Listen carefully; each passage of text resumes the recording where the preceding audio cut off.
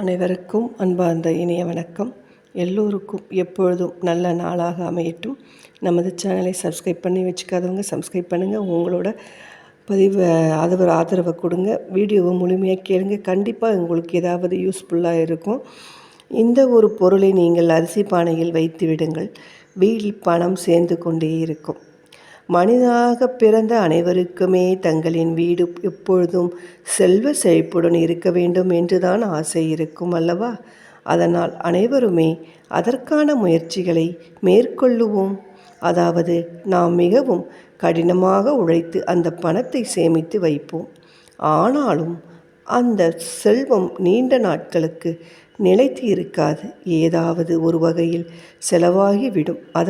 அதனால் நாம் மிகவும் வருத்தப்படுவோம். அதாவது நாளும் தான் மிக மிக கடினமாக உழைக்கிறேன், ஆனால் ஏன் என்னிடம் மட்டும் செல்வம் சேரவே இல்லை என்று வருத்தப்படுவோம். அதற்கு காரணம் தெய்வத்தின் அருள் இல்லாததுதான். குலதெய்வம் அருள் இன்றி வேறு எந்த தெய்வத்தின் அருளும் கிடைப்பது இல்லை என்கிறது சாஸ்திரம். குலதெய்வ வழிபாடின்றி எந்த தெய்வ வழிபாடும் உதவாது என்பது ஐதீகம்.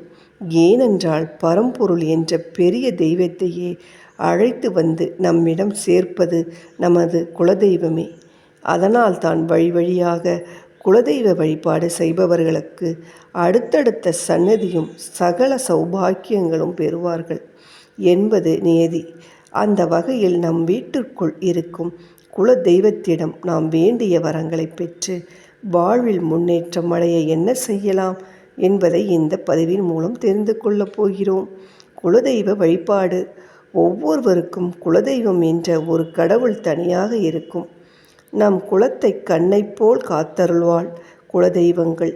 எந்த தெய்வத்தை வழிபட்டாலும் முதலில் பிள்ளையாரை வழிபட்டு விட்டுத்தான் அடுத்தடுத்த தெய்வங்களை வழிபடுவோம். அப்படித்தான் எந்த தெய்வத்தை வழங்குவதாக இருந்தாலும் முதலில் நாம் அனைவரும் வழிபட வேண்டியது குலதெய்வத்தை தான். அதனால் வருடத்திற்கு ஒரு முறையாவது குலதெய்வ கோவிலுக்கு சென்று வர வேண்டும். நீங்கள் குலதெய்வ கோவிலுக்கு செல்லும் பொழுது ஒரு மஞ்சள் நிற துணியில் 9 ஒரு நாணயங்களை நவகிரகங்களின் பெயரை சொல்லி எடுத்து வைத்து ஒரு மூட்டையாக கட்டி வைத்து கொள்ளுங்கள். இந்த முடிச்சின் மேல் உங்கள் குலதெய்வ கோயில் கோபுரத்தின் நிழல் பட்டால் அவ்வளவு விசேஷம் வாய்ந்தது. இல்லை என்றால் கோவில் கொடிமரத்தின் கீழ் இந்த முடிச்சை வைத்து மனதார வேண்டி இந்த முடிச்சை வீட்டிற்குள் வைத்து எடுத்து வாருங்கள். இந்த முடிச்சை வீட்டிற்கு எடுத்து வந்த பின் பூஜை அறையில் வைத்து விளக்கு ஏற்றி வழிபாடு செய்து முடித்த பின் இதில் இருக்கும் நாணயங்களில் 3 மட்டும் எடுத்து நீங்கள் அரிசி வைத்திருக்கும் டப்பாவில் போட்டு வைத்து விடுங்கள். 5 நாணயங்களை எடுத்து பருப்பு டப்பாவில் புதைத்து வைத்து விடுங்கள். மீதி இருக்கும் ஒரு நாணயத்தை மட்டும் மஞ்சள் நிற துணியில் கட்டி பணம் வைக்கும் இடத்தில் அல்லது நகை வைக்கும் இடத்தில் வைத்து விடுங்கள். இதனை நீங்கள் வைக்கும் பொழுது உங்கள் குலதெய்வத்தை மனதார வேண்டிக் கொள்ளுங்கள். இந்த நாணயங்கள் உங்கள் வீட்டில் இருக்கும் செல்வ வளங்கள் மற்றும் தானியங்களை உயர்த்தி கொண்டே இருக்கும். செல்லும் என்பதில் எந்த ஐயமும் இல்லை.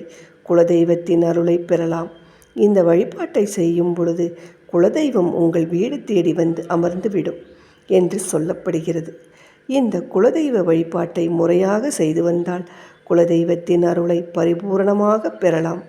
நீங்கள் கேட்டது அனைத்தையும் நிறைவேற்றி வைப்பதில் உங்கள் குலதெய்வத்தை தவிர வேறு எந்த தெய்வமும் நிறைவேற்றாது. அதனால் நம்பிக்கையுடன் இந்த வழிபாட்டை தொடர்ந்து செய்து வாருங்கள். நிச்சயமாக பலன் கிடைக்கும் என்பதை நான் உறுதியாக சொல்ல முடியும். குலதெய்வ வழிபாட்டுக்கு மிஞ்சியது எதுவுமே கிடையாது. இத்துடன் முடித்துக்கொள்கிறேன். அடுத்த நல்ல பதிவில் பார்க்கலாம். நன்றி, வணக்கம்.